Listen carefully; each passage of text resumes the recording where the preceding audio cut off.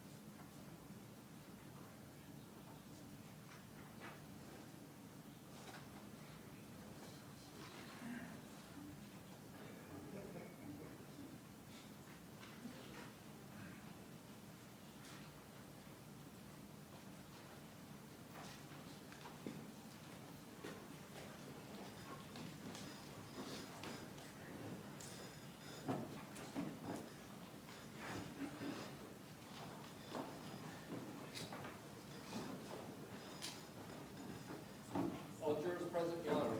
Yeah, very good. Next witness. Wayne Weeks. With objection on the basis of relevance objection.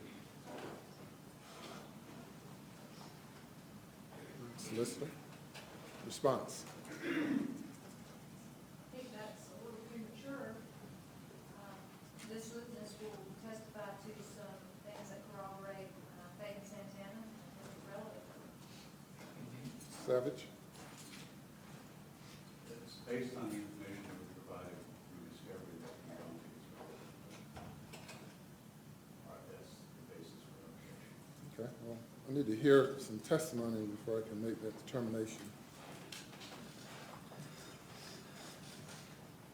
Do you swear affirm the testimony you shall give the court, the jury, and the trial of this case to be the truth, the whole truth, and nothing but the truth, so help you God?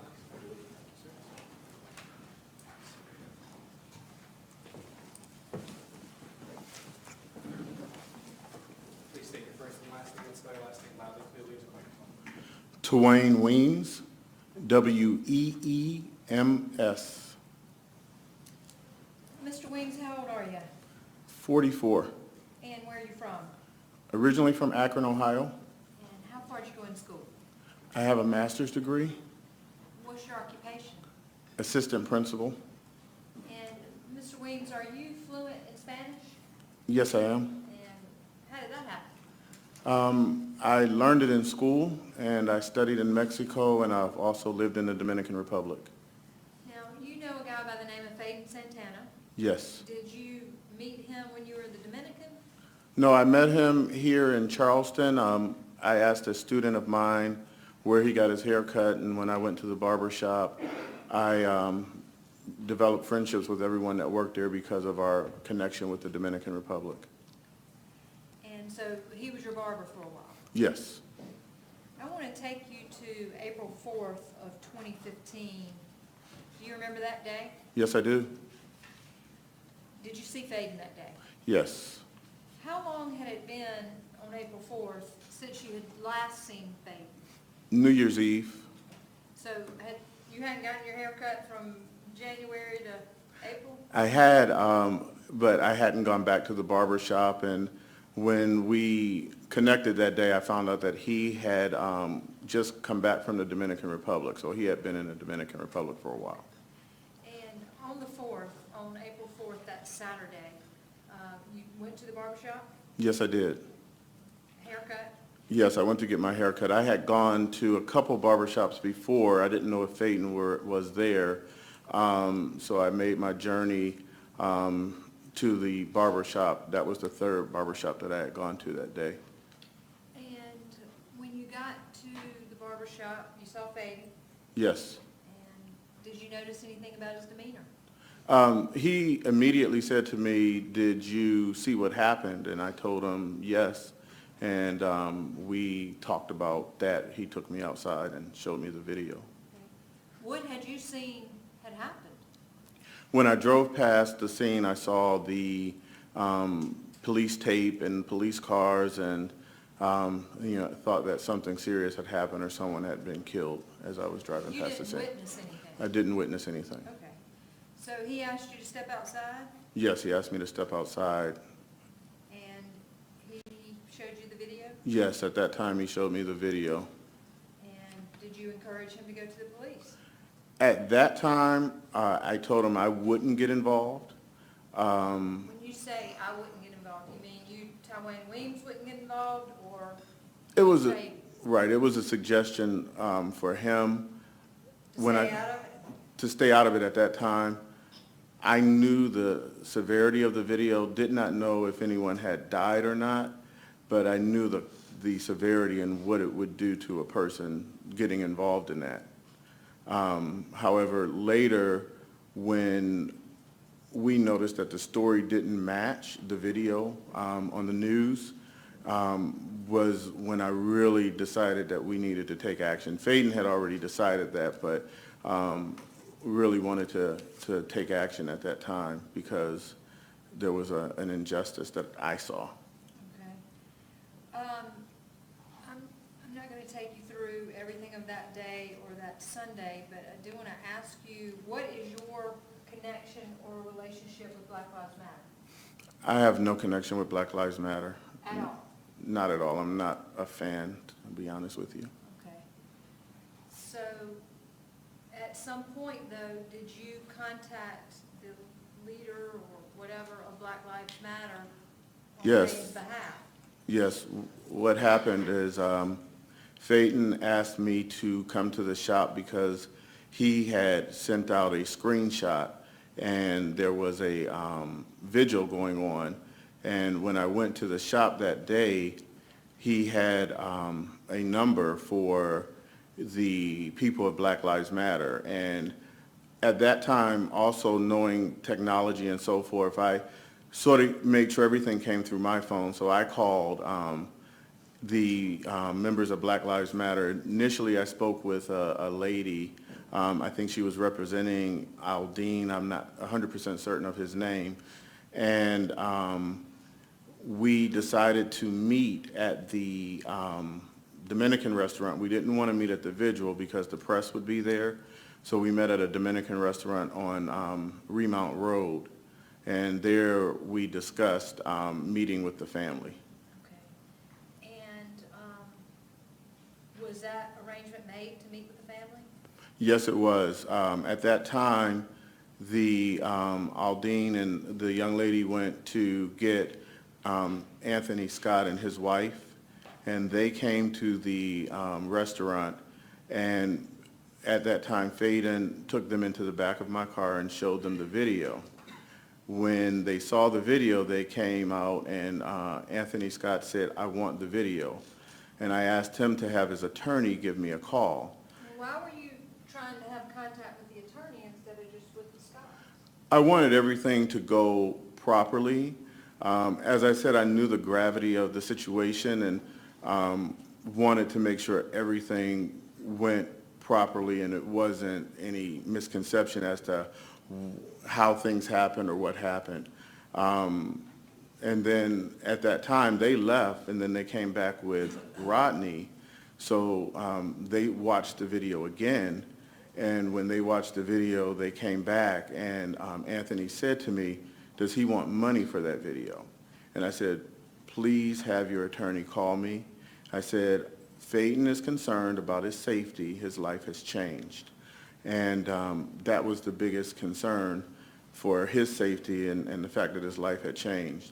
So I gave them, You said his life had changed. This was on Sunday afternoon, right? right, Nobody knew about the video, or the public didn't know about the video at that point. right. So how had his life already changed?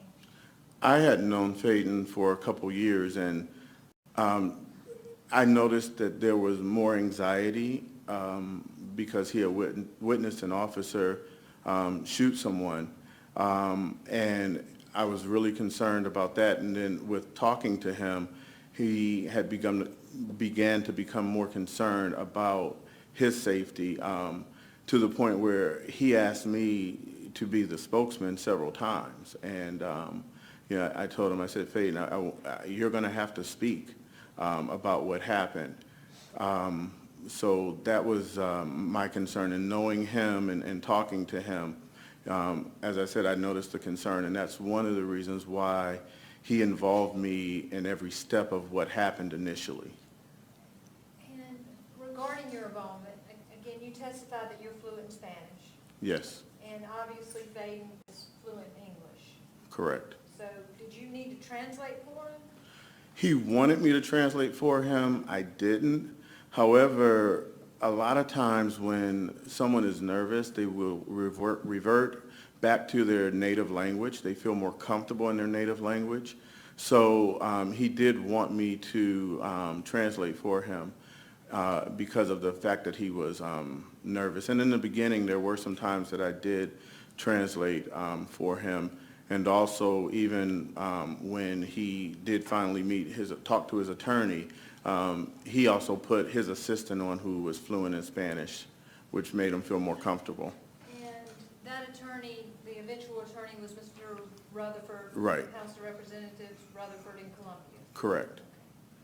Before y'all got hooked up with Mr. Rutherford in Columbia, whose idea was it to get an attorney involved to start with? Once I talked to Mr. Stewart, the attorney for the Scott family, on the phone, I told Phaeton that he needed to get an attorney.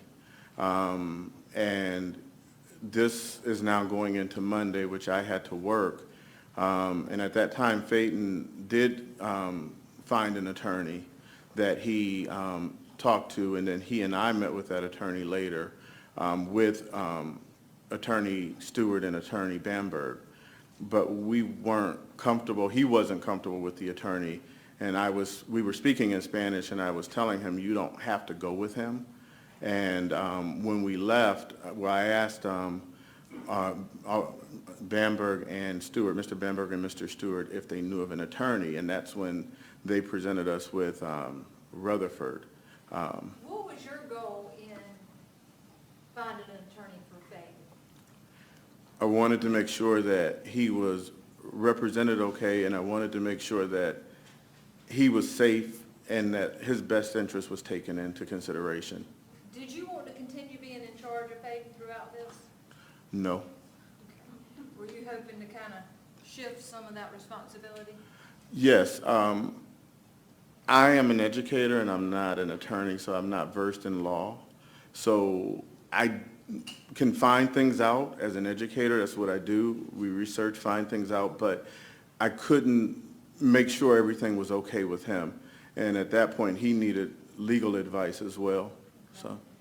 And so after he got an attorney, and were you with him when he turned over the video to the Scott family? Yes. And that took place where?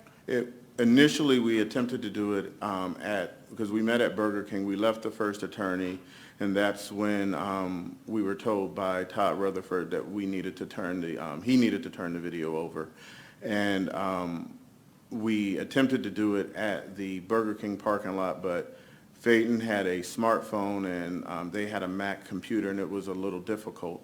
So then we went to Rodney Scott's house, and that's where they downloaded it onto the computer. Okay. And after that, did you continue to have contact with the I did not, no. And after that, at some point after turning it over to the Scott family, the video went public. Correct. And Faden did some television interviews, is that right? Correct. Did you accompany him to some of those interviews? Yes. Initially, all of his television interviews, I accompanied him. For what? I mean, He 25 wanted, years old. he wanted me to interpret for him. He wanted me to speak for him, even when he would go before, like when he went onto the Today Show. He asked them, could I come out with him? And I told him, I said, you can do this. Even when we went before the family, when we came back to Charleston, he was real nervous, and I kept telling him, you can do this. You mean just talking to the family? Just talking to the family. The first time he spoke to the family in Spanish, and I interpreted for him. But, I told him, I said, you can do this, just letting him know that he could do it. But he was really nervous. Okay. And so you mentioned the Today Show, y'all went up to New York, toasting champagne, having a big time? No, he did the interviews. We talked a lot. I was very happy when his uncle came to the hotel. It was a big relief because he needed emotional support at that time from his family. He knew me well enough, but there's nothing more important than having someone that you've grown up with, a family member. So his uncle came, and his uncle was a big support, and we pretty much talked about just life that whole evening, but it wasn't a glamour thing or anything like that. Was he trolling around New York acting like a celebrity? No. And did he ever have any physical response to when his uncle arrived? He was really happy, and Dominicans are very emotional from my experience, and he just laid in his uncle's lap and was just happy, and they talked, and he felt comforted. And when we came back to Charleston, I invited them to stay at my place, and they stayed with me, and it was just a comfort. We all talked about various things to sort of keep his mind off of just everything that was going on. Later in the days after New York, after it's public, did you notice a change in Faden's life? I noticed a change when we were in New York. The objection's overruled. I noticed a change when we were in New York, and I mentioned to Todd Rutherford that Faden needed counseling, and I addressed it a couple times because I had begun to notice that he was more paranoid. Even before that, Tell me about that paranoia. What do you mean? Well, for example, on Wednesday, before we went to New York, Faden called me at work, and Faden would call me quite often, and he would get agitated, and he told me, he said, well, they came to his job, and I said, okay, Faden. He said, you need to come get me. I said, Faden, I'll be there in 30 minutes. And he said to me, 30 minutes? They're here at my job. And he was referring to the press. And he said, I need you to come now. I work at a large high school, and I'm trying to wait on the buses and so forth. And I had already talked to my boss, but I felt the need at that time to leave and go. And there were times that when he would say that, I would go immediately just to make sure he was okay, because he was concerned about press, about his safety and so forth. So paranoia kind of has a negative context. If it's not real, I guess it's paranoia. If it is real, I guess it's still paranoia. Right. But he felt paranoid. Right. And you recommended counseling. Mm-hmm. And do you know if that ever got arranged? Yes. And do you know if he went? Yes, he did. That's all I have, Your Honor.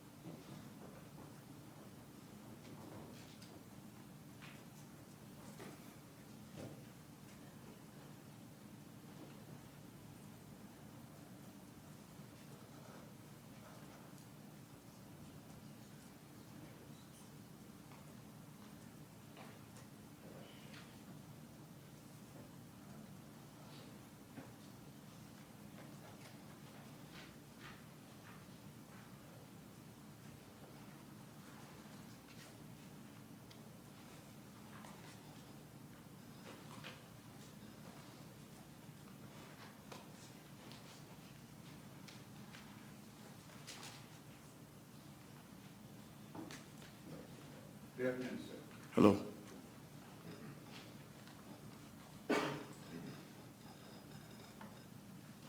First name's William, last name's Weems, is that correct? First name is Twain, middle name is William, last name is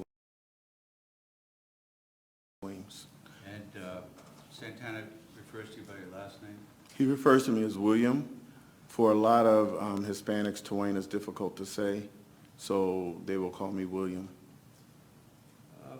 And you were close friends, good friends, sort of friends, or acquaintances with Mr. Santana on April 4th, 2015? Fayden and I were good friends.